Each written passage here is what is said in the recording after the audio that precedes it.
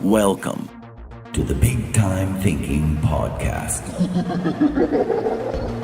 This content is brought to you by taking thousands of arrows right in the back and doing something about it. Do not listen if you're emotionally fragile, sensitive to the white elephant in the room, or can't handle the next level. You can't handle the truth! Big Time Thinking doesn't have all the answers. It's just an attitude that keeps seeking the living fuck out of them.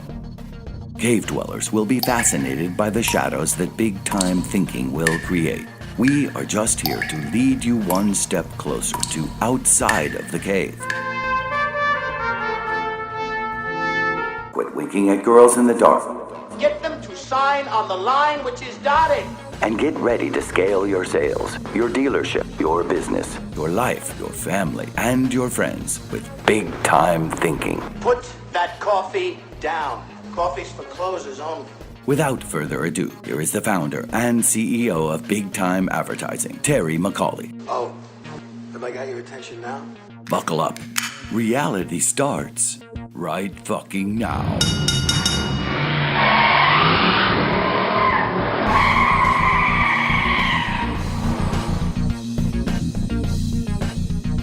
All right, man, we're back and better than ever. Welcome back. Monday morning for me. We'll be setting out these podcasts on Mondays too. I'm going to talk about the week. I've got some interesting insight into setting your week up. I'm going to share with you ways to keep your attitude right so that you start having better weeks, because I think attitude sets the table for so much that we do. So couldn't be more juiced to get going. Today's podcast is titled 2020, and we're going to talk about what 2020 means for me and how important my 2020 is every single day. But to start out, first I want to address a little bit about Mondays. I'm going to share with you what I think makes me so much different than a lot of people out there. And I want you to think about where you fall when it comes to setting up your week. So we all joke about Sunday depression. I think Sunday depression is real. That thing that kicks in between 3 p.m. on Sunday, somewhere between then and 6 p.m. when you realize, oh my gosh, my weekend's over and I got to go to work on Monday morning. I get that too slightly on Sunday, but not a lot. But I do get it because I enjoy family time so much. But I will tell you, when Monday morning happens, when I wake up, I hate when I hear people say they hate Monday. I frickin' love Mondays. And I love Mondays for a lot of reasons. But I'm going to share with you why. Number one, Monday's a fresh slate.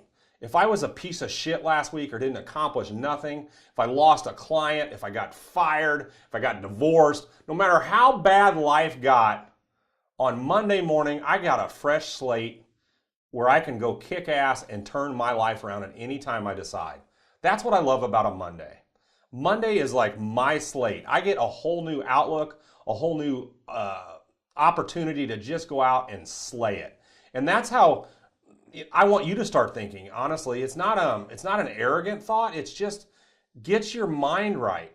Ever since I was a little kid, and I think everybody can relate to this, and I think it carries on into adulthood.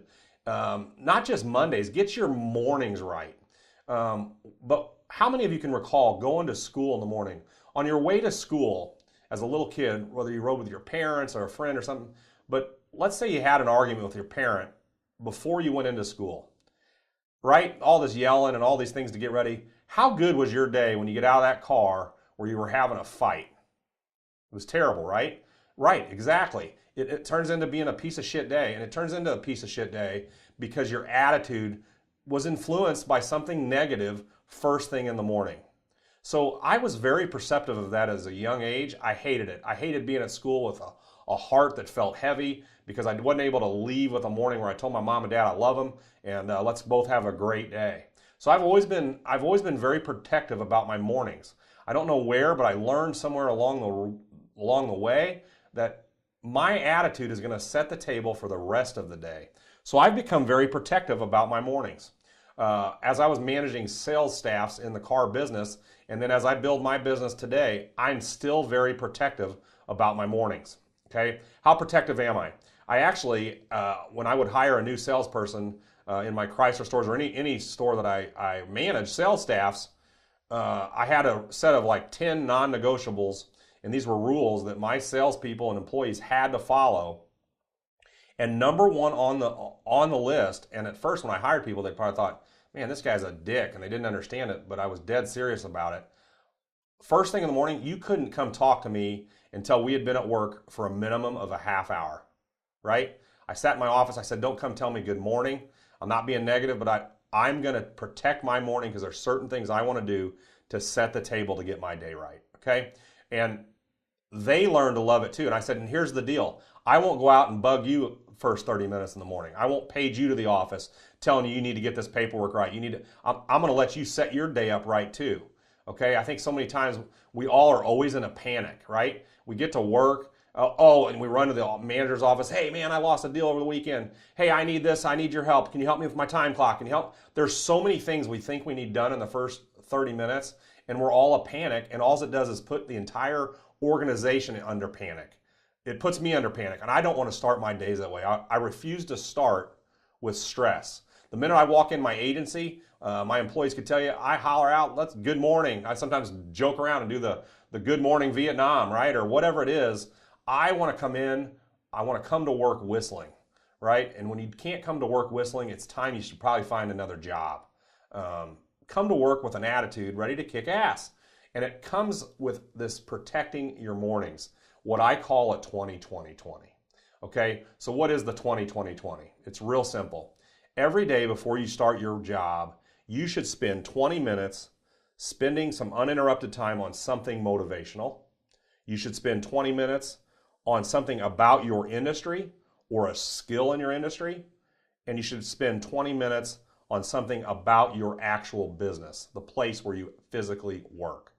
Okay, so that's what a 20-20-20 is. And it's basically carving out an hour of my day every single morning where this gets uninterrupted so that I can become a powerhouse for no matter what hits me the rest of the day. Let's break this down for a little bit and talk about how you can even make this happen. Number one, if you're the employee or the manager who's showing up to a work shift that starts at 9 a.m. or 8 a.m.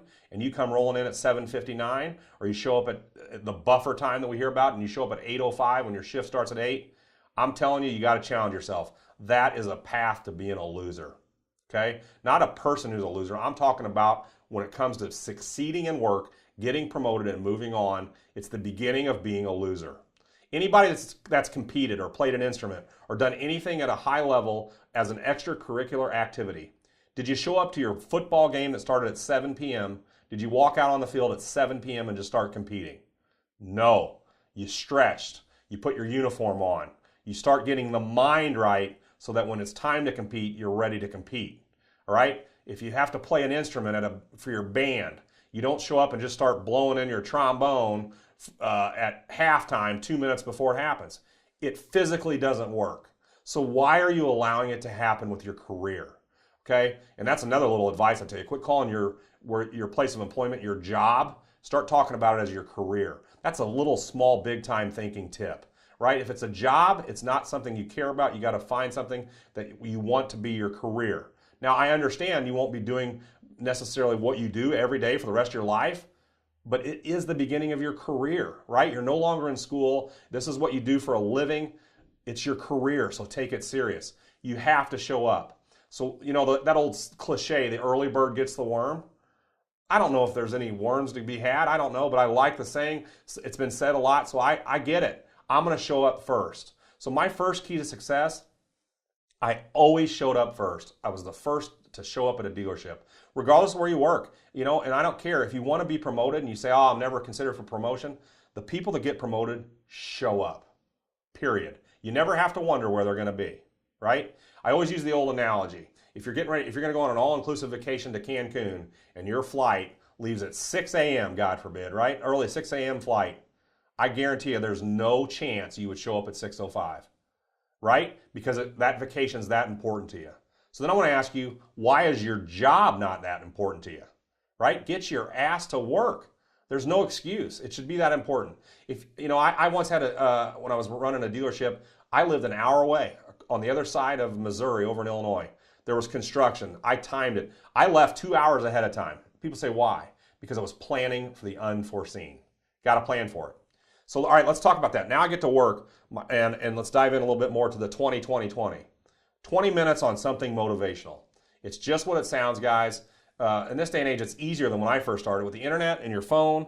If you don't have a desk job, use your phone. If you do have a desk job, use your computer. You should be there early enough to spend 20 minutes finding something motivational, right? It can be anything. If you're a sports guru, it can be a backstory on Jim Abbott, who pitched a no-hitter for the New York Yankees with one arm, right? That's pretty high-level motivational type stuff. It can be something more recent, right? It can be some kid who was handicapped and ran in for a touchdown because his team let him. It can be something more motivational about something a parent did. There are so many motivational stories out there, and I love this. This is my smart-ass answer. Everybody, well, how do I find something motivational? Guys, this day and age, Google it. If you can't, just Google motivational thoughts for the day and find yourself an article. Dive into it. Make notes on it. Print it out. Think about it. How does it impact your life? And what is it, that little motivational thing you just read? What can you apply to your own life that will make you better and get your mind right? Okay? When I have my kids here and they always want to complain about how hard their first world life is, we call these first world problems. They don't do it with me anymore because they know the minute they do it. A favorite YouTube video that I use for him, and I can't think of his name, but I will tell you he was born without arms. So imagine as hard as life from the word jump when he's born without arms. And this video was done by ESPN, and it was just a fantastic video. I'll actually post it to our Facebook page, this YouTube video. When you want to think your life's hard, watch this video. All right, this guy didn't make any excuses. And guess what? His career, he ended up being a major component of DuPont Racing. Worked with Jeff Gordon, all these guys on NASCAR. He can drive his own vehicle. This guy was an ass kicker, and it started with great parents. But you think he spent time in the motivational space? Give yourself time every day. You got to spend 20 minutes doing something motivational. Okay? It can be a quote. I'm a big quote guy. I love favorite quotes. Get the mind right. Okay? Then you got to spend 20 minutes on something about your industry or a skill in your industry. Okay? So what's the difference between an amateur and a pro? A pro just spends more time over the years and hours of learning about their craft. They say if you've spent 6 years in one industry and you truly got after it and worked hard, you have your PhD in that business, right? So it's the same as a doctorate. You can go learn it in a textbook, or you can experience it and learn it at the same time. Okay, I love education. It's important, but I will tell you, it doesn't prepare you for the real world. There's no class that you can take at a university that just basically says how to kick ass and have a great attitude. Now that would be a great semester class. I think you could learn a lot there. But you've got to study something about your industry. So Google it. For me, and now I run an ad agency. I'm Googling advertising articles. I'm looking at things that are changing. Digital marketing. Did Google change anything over the weekend? What's happening out there? Who's kicking ass in the advertising space? For you in the car business, Google it. Who's the number one? Do you even know who the number one car volume dealer is in the United States this month? Right? Do you know who does the most gross this month?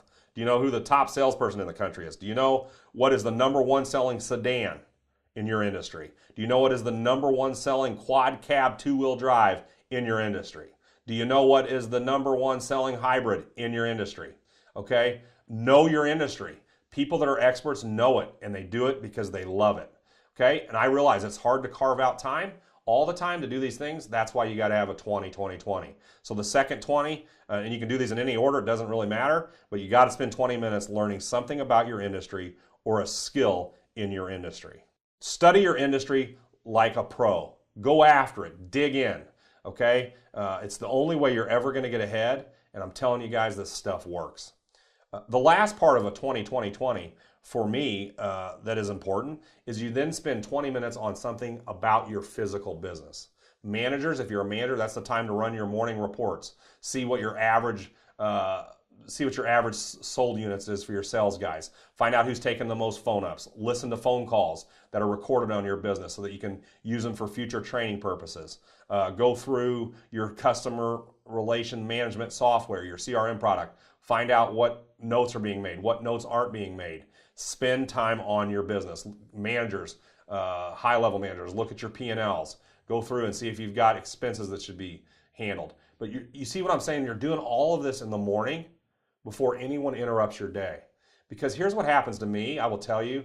If I come in here and I get halfway through some of this stuff and someone hits me between the eyes with an emergency, my day's shot. It turns to shit. It's so hard to get it back on track. You got to start it in the morning. Okay? 20 minutes about your business. So what else are you going to know about your business? Well, it's unlimited. And you may find one day, here's what I love about the rule. Yeah, it's the 20-20-20. One day you might find something so motivational that it applies to all three categories and you spend more time on it. Great, no problem. Managers, when you're setting meetings, this is where you're going to find great informational topics to bring to your staff and share it with them, get their feedback. How did it hit you? What did it make you think about? These are huge.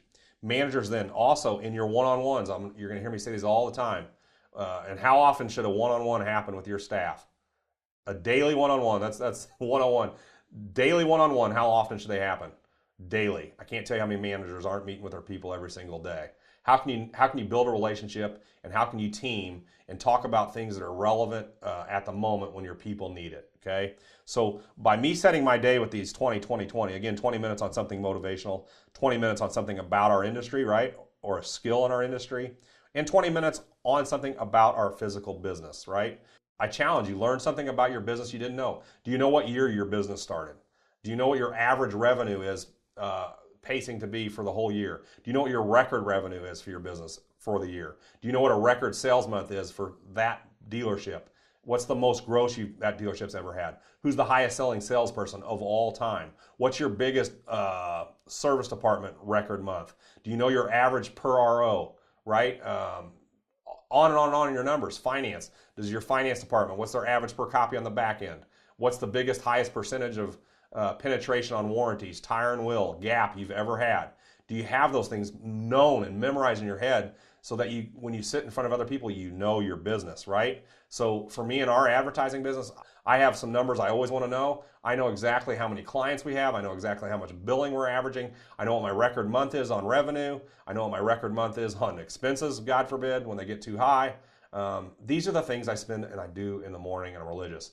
Sometimes people think I'm being rude. Oh, he doesn't visit. Nope, I shut that door, and when that door is closed, this is my time. Because how are you going to get your time back if you're working off other people's inbox and you're never working on your own? It starts in the morning, okay? And then I want to address, I'm sure some of you are going, man, I'm not a morning person. This won't work. Okay, I didn't say it doesn't have to happen in the morning. I'm just telling you I think it's the easiest time to do it, and I think it's the best time to get your day going. I realize some people are what we call larks, not owls. I'm a lark. I'm not an owl. And there are people who are owls, and there are people who are not larks. So a lark is that bird that gets up early in the morning. But if you start reading, guys, and you should be reading for success, but you will learn that successful people, one of the traits they have in common is they're up before everybody else, right? Because they can start getting their day on track quickly. So you're gonna have to train your body. If you're used to being an owl, you got to figure out ways to train that. I do think it's something you can change, right? I think I'm a lark because I remember my dad as a little kid made us get up. He would never let us sleep in past 8 a.m., period. He wouldn't, and I think that set the tone. In fact, I know it did, right? If there's parents out there allowing your kids to sleep till 12 noon, you need to ask yourself why. And that's a whole nother podcast maybe one day. But let's say we're all already raised, we've got these habits, I like to sleep in. Challenge yourself, because that's how you're going to show up first to work, right? That's how you're going to get yourself going, and you got to find a way. In fact, here's how I know my whole life. This is a little funny side story for you to learn a little more about me. As a little kid, when I would spend the night at friends' houses, I have a friend named Ryan Barrett. I'll never forget. I swear he was the longest sleeper of anybody's house I ever spent the night at. And most homes I went to spend the night at, the whole family slept in longer than what I was known. I mean, I'm probably a little 7, 8, 9-year-old, right? I'm up at 6 a.m. in their house. And I would lay in bed what felt like for hours going, Jesus Christ, when is this family going to wake up, right? And I couldn't take it, so I would actually real quietly get out of my bed, because back then, remember the single beds that just squeaked to high heaven, and I'd walk and I'd tiptoe through their house. They'd probably think, who is this little kid in our house? I would literally go to their pantry and slowly open the doors or open up the refrigerator, and I'd find myself a little breakfast, and then I'd clean up the whole little spot. Imagine this little 9-year-old doing this, and then put it back up, and then I'd lay back in bed and wait till the family got up, and then when they had breakfast, I'd be like, yeah, I'm ready for breakfast. Now that could be why I ended up overweight as an adult with those type habits. But guys, you've got to think about it for yourself. How are you setting your day up, right? Even on your days off, like, you could apply this to your family, someone who's retired, okay, or someone who's blessed to be able to stay-at-home mom, if you're one of those, or a stay-at-home dad, all right? You should still be applying these 20-20-20s to your day, right? So, and I'll hit it for you. If I'm stay-at-home, 20 minutes, something motivational, something that just makes you be better at what you do today. 20 minutes about your industry or a skill in your industry. Oh, I just stay at home. There are no skills. No, bull crap. How do I become better at cleaning my house, running it on a schedule, having meal preps, caravans, all these different things that you can run and learn about being better at what you do. Then you can also learn about your business. What's your business? It's your family. Start talking about where you got family and issues. Do you discuss the white elephant? Do you have an environment where people can communicate and feel open with their feelings? So I'm not going to spend a ton of time there, but I think that's enough. The 2020 guys, for me, is one of my golden secrets. I'm excited to share it with everybody because it sets the stage for your whole week. Quit being one of these people who wakes up, I hate Monday. And if you're surrounded with people, when you get around the little huddle, and what's a huddle? Guys, I call a huddle when there's 2 or 3 employees gathered at any organization, a business, or a dealership. When there's 2 or 3 huddled, I call that a huddle. And what's funny about a huddle is I call that the research and development department. No one's ever standing around going, man, I love Mondays. Man, our boss pays us too much money. Man, I can't believe how awesome this organization is. Gosh, can you believe how great my boss is? I love when he tells me to clock out for lunch, right?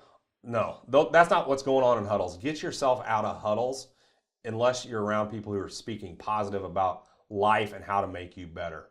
That's the key. We all know it as little kids. Our parents told us, hey, you're as good as someone you surround yourself with. Well, they're in your organization somewhere, and that's who you need to huddle with and team with. You're not a snob. You can be nice to the people you know are negative, but protect your mornings. When you get there, if someone tells you, hey, you need to go move 2 cars, say, no problem, I'll get right to it as soon as I'm done with these things. And then get yourself back to your 20.